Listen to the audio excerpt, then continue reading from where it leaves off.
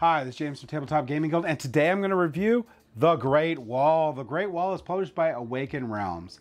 And The Great Wall, the base game here, can play up to 1 to 4 players. It has a solo option for it, it has a cooperative mode for it, and it has a 2-player rules for it. What I'm going to give you an overview for is basically the normal mode, which is going to be the 3 to 4 player mode of this game. If you have the expansion that gives you the 5th player expansion to it, you could play that up to 5 players. It would stay the same, 3 to 5. You would just put out another horde card. So let's go down to the table here. I'm going to go ahead and give you a general overview of the game, and we'll come back and I'll give you my final thoughts.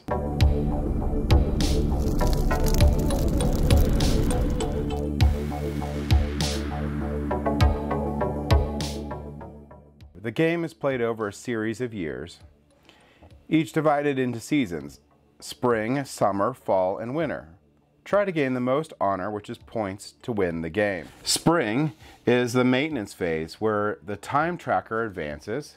So this will go up 1 here in spring. Now you will skip this on your first round. Then you have summer. Summer, you could collect resources from your overseers. We're going to go over those in a second, but you can have those on this board here, and you'll collect the number of resources that are on the top. But you're going to have to devote one of your warriors to that location. You could also reclaim used command cards or gain honor instead. So throughout the game, you're going to be playing these command cards each round. When you play the command cards, they're going to get discarded up on the top of the board here, and they remain there. The longer they remain there, the more honor you're going to get. But you will eventually want to perform the same action again, and in that case, during summer, you would pull them back. Fall is where all the good stuff's going to happen. Fall is going to be where you're going to select your command card, and in T order there, people are going to place out their command cards on this track here, so 1st, 2nd, 3rd, and 4th. So they're going to determine where they want their cards to fire off, in which order. You can go out to these different locations using the command cards to gain resources down here, to go up in these areas, and you can be able to place soldiers out to fight the hordes. You can build up the Great Wall. This is where the meat of the game is during fall. During winter's season, you're going to be able to fire archers that can be on the wall. Right now there can only be 1 space for each, but as you build the wall up, more archers can be there. They'll get to fire on the horde and see if they can destroy some of the oncoming Mongols. After that, you're going to check for end game conditions. There's 3 different ways the game can end. All 3 of the wall parts are built all to the 3rd level. The shame pool, which is those tokens, you get 40 of them for 4 players. If that pool is empty, the game will end. If the time token has made it to the end of the track. So like I said, the T tokens here are all important. They break the ties in there. Well, let's take a look at also your general card. So if you look at your general card, he's going to have a couple different things, or she's going to have a couple different things that you need to look out for. You're going to be looking for the supporting icons here. So this one here where it says you get 2 gold for each supporting advisor. If you have 2 of them, you'll get 4 gold.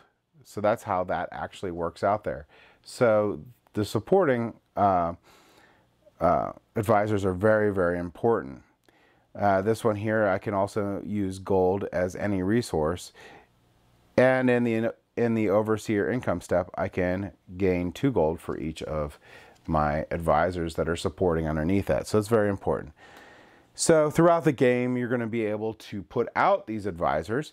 These advisors will have specific abilities here that can work for you for the whole game. Like this one here is each time you build a barricade, which are those things up there, you may pay 1 chi to recruit 1 archer on the same wall section, which is very, very powerful. So I wanted to keep that one around.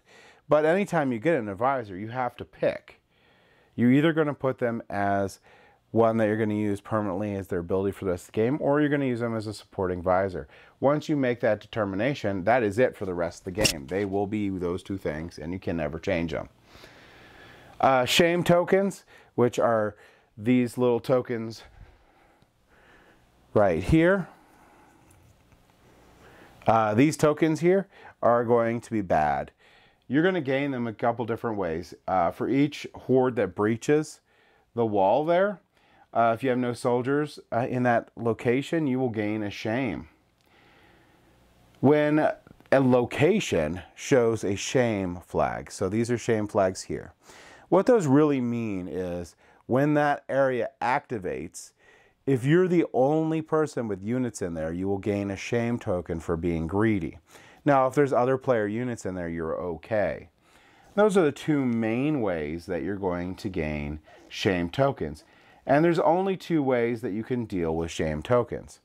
One is you gain the shame token and you place it on one of the horde cards that you've defeated. When you defeat horde cards, they will be worth the amount of points down here at the end of the game. However, they can't have any shame tokens in these two little shame token areas.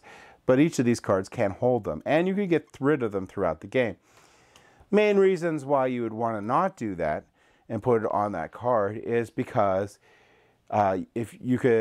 you'll otherwise have to place them on a soldier. And if you place them on a soldier, that soldier can't be used until the shame token's removed. If you don't have either as an option, you're going to lose 5 honor. So you don't have any of the horde cards in your possession you can put them on, and you don't have any soldiers left that you can put the shame token on. You will lose 5 honor immediately. So getting rid of shame, really the easiest and the way to get rid of shame is going to be in the summer season. Each shame token is going to cost you 2 chi to remove.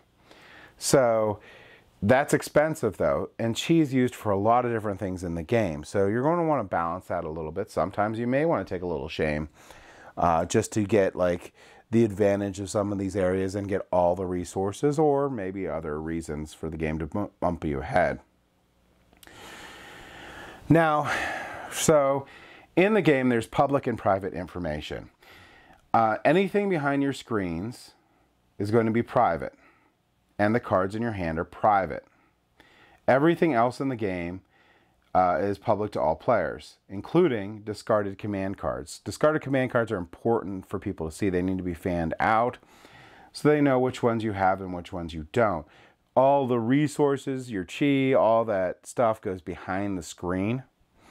Your general is going to be available for people to know, and your advisors. So that's basically your public and private information that you need to keep in mind for the entire game there. So honor versus points. Honor is what points are called in this game, so they're interchangeable. Other key important things is once a soldier's on a card, if it gets removed for any reason, a wound token is put on the card in its location, because that location is taken out on that card no matter what. So if you do play soldiers later on, we'll show you on these horde cards, that location is mitigated until the card's removed. Resources are also not limited in this game. If you run out of resources, use some suitable replacement for them, but there is no limit on resources themselves. There's 2 types of locations on the board that you're going to be using your clerks for, basically in worker placement. These green locations right here can handle any number of workers you want to put there, and they will activate pretty much immediately at the end of that player's turn. These ones here are going to have limited spaces, and they'll only activate when they're full. Also, when they're full, that space is locked, so those clerics can't move from there until the space is activated. So that's another thing to keep in mind. There's also a thing in the game that's going to be very important called advanced activation. Advanced activation does not cause shame. So if I'm the only one here and I use advanced activation action, which some of the generals have or cards will have, you will not gain shame from activating that site if you're the only one there. So, although if you go and watch our how to play video, which is an hour long, or you look at some of the other how to play videos out there that are an hour long teaching it, the essence of this game isn't actually all that complicated. Mainly if you understand the main objectives of the game, where you are trying to gain as much honor as you can, you have to watch those walls and trying not to get too much shame for anything. And if you do, you're going to try to mitigate it by removing it with those chi tokens. And understanding each of those worker placement spots is very, very important. But in general, a lot of the talk in the rules is just basically going over each individual thing in the game. But they're pretty repetitive, and the iconography for the game is really good. So I do feel that when you play the game, you're going to really get into it really quickly. And after you get through that initial teach, it's going to be a pretty intuitive game itself. There's just really a couple different things you're doing, and once you get used to picking those command cards and resolving those command cards and all the placements of the workers out there, it's going to be, like I said, very intuitive. I would suggest that if you have new players, that you go over the rules and you play 2 rounds. So the first round you're going to be skipping spring and summer, and you'll play normally because you won't gain any income, and then you'll play the second round and go through that, and then people will be gain knowledge of how to do that worker placement thing, then restart the game and move on. That's really not going to take all that much time, but it would be really good for anyone that's never played it before, so that they have a chance on developing good strategies throughout the game. That's my only suggestion for it. Component quality for this game is just insane. Just insane. The miniatures are amazing. All the pieces are amazing. I love the little tactile wall that builds up. It looks, with all the arches on it, that looks phenomenal. The game is phenomenal. I really love resolving those command cards, picking those command cards. I love all the mechanisms. This game has like a ton of really cool mechanisms in it. When you're reading the rulebook or going through, you're like, that's really cool. That's really cool. That's really cool. I hope it works together. And it does. This game here, super great worker placement game. Love all the decisions that you can make during the game. Love all the different strategies that you can have during the game. There's not one necessarily clear-cut decision that you need to make in the game. Now, there's stuff that you need to mitigate. You need to control that wall a little bit. You can't let the hordes run over too frequently. You want to try to get that under control. You're going to need to watch what your other players are doing so you can activate those spots and get the most of your clerics out there without getting shamed. There's all sorts of really cool decisions, and the general that you get at the beginning of the game has that variable power, so there's a lot of replayability on the different ones you get. There's a lot of replayability on the decisions that the players make during the game. Changes the game, so there's a ton of replayability in the Great Wall. The solo version for it's okay. I'm not a really big solo player, so for me, myself, I prefer to play the game multiplayer. The cooperative mode is a lot of fun too. Not a huge difference between the cooperative mode and the normal mode in just general gameplay. It's more like the cards that get replaced out. It's going to be the thing. And I thought the 2-player mode was okay. For the game for myself shines in just the normal competitive 3 to 4 player in the base game, or 3 to 5 player if you get the expansion game. So I really think that this game is amazing, and it's going to be one that's going to hit the table for myself a lot. So just that in general, I'll definitely say this game is worth playing. I think that if you're in this type of game, that it's going to be one that you'll probably add to your collection. And that's my thoughts on the Great Wall. Thank you for watching.